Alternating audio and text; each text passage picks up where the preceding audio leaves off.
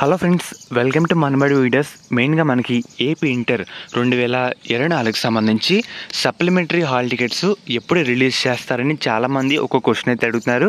మీకైతే దాని గురించి వీడియోలో డీటెయిల్గా చెప్తాను.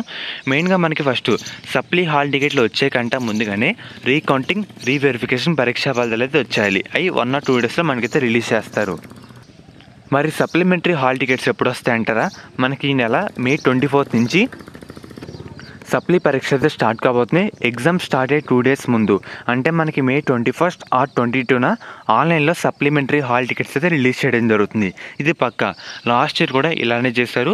ఎగ్జామ్ రాసే 2 days ముందు, అంటే 21 or 22న ఆన్లైన్లో సప్లిమెంటరీ హాల్ టికెట్స్ అయితే వచ్చేస్తాయి.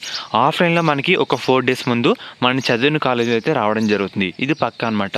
ఫర్దర్ మనకి ఆన్లైన్లో కానీ ఆఫ్లైన్లో కానీ సప్లిమెంటరీ హాల్ టికెట్స్ వచ్చిన తర్వాత కూడా మీకు వీడియో రూపంలో అప్డేట్ అయితే చేయడం జరుగుతుంది.